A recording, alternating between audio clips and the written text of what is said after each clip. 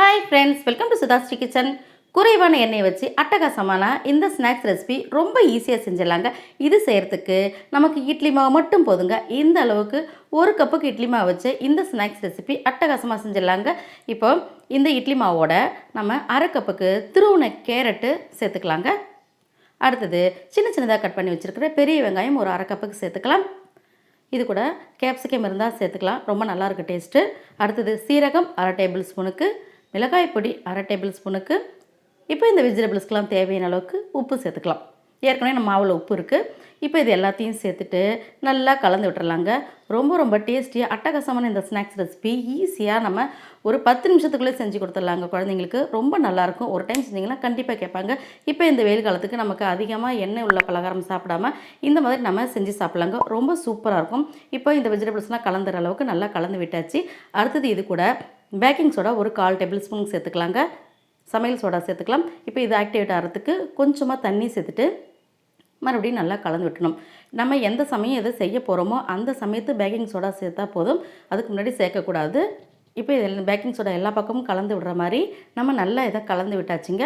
இந்த மாதிரி நல்லா கலந்து விட்டுட்டு இது கூட மல்லித்தழை இருந்தால் கொஞ்சம் சேர்த்துக்கலாம். கருவேப்பிலை கொஞ்சம் குட்டி குட்டியாக கட் பண்ணி வச்சுருக்கேன். இப்போ இது எல்லாத்தையும் சேர்த்துட்டு நல்லா கலந்து விட்டுடலாம். ரொம்ப வாசனையாக இருக்கும். இது எல்லாத்தையும் ரெடி பண்ணி எடுத்து வச்சிடலாங்க. அடுத்து என்ன செய்யுதுன்னு பார்க்கலாம். இப்போ இந்த மாதிரி ஒரு பேன் எடுத்து 2 டேபிள் ஸ்பூனுக்கு எண்ணெய் சேர்க்குறேன். கடுகு ஒரு அரை டேபிள் ஸ்பூனுக்கு சேர்த்துட்டு பெருங்காயம் கொஞ்சமாக சேர்க்க போகிறோம். பெருங்காயம் சேர்த்துட்டு வெள்ளையில் இருந்தால் ஒரு 2 டேபிள் ஸ்பூனுக்கு சேர்த்துக்கோங்க. இது ஆப்ஷனல் தான்.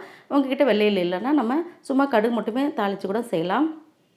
அடுத்தது நல்லா பொரிஞ்ச பிறகு ஒரு கரண்டி எடுத்து நம்ம கொஞ்சமாக எடுத்து தனியாக எடுத்து வச்சுக்கலாம். இன்னொரு பக்கம் நம்ம ஸ்ப்ரெட் பண்ணி விடுறதுக்காக எடுத்து வச்சுட்டு நம்ம ரெடி பண்ணி வச்சுருக்கிற பேட்டரை அப்படியே நம்ம இதில் கொட்டிட வேண்டியதுதாங்க. அவ்வளோதாங்க, ஒரே நேரத்தில் எல்லாத்தையும் செஞ்சிடலாம். இப்போ இந்த மாதிரி நல்லா ஸ்ப்ரெட் பண்ணி விட்டுணும். இந்த மாதிரி கொஞ்சம் குழியாக இருக்கிற மாதிரி பேன் எடுத்துட்டிங்கன்னா நடுவில் நல்லா புஷ்ஷுன்னு நமக்கு கேக் மாதிரி பொங்கி வரும், ஓரங்களில் நல்லா முறுமுறுன்னு இருக்கும். அதனால தான் இந்த மாதிரி பேன் எடுத்துருக்கோம்.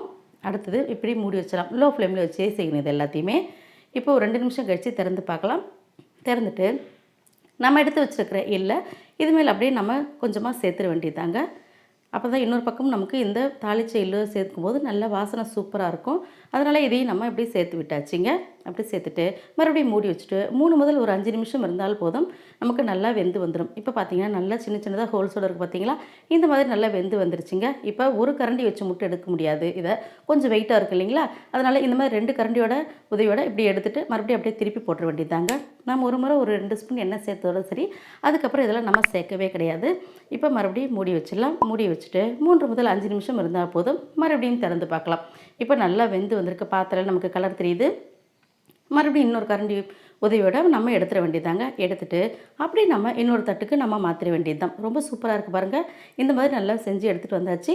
ரொம்ப ரொம்ப டேஸ்டியாக இந்த ஸ்நாக்ஸ் ரெசிபி நமக்கு ரெடி ஆகிடுச்சு. நம்ம இந்த மாதிரி கட்டர் வச்சு நம்ம கட் பண்ணி நம்ம எல்லாத்துக்கும் சர்வ் பண்ண வேண்டியதாங்க. ரொம்ப ரொம்ப அட்டகாசமான நம்மளுடைய ஸ்நாக்ஸ் ரெசிபி ரெடி.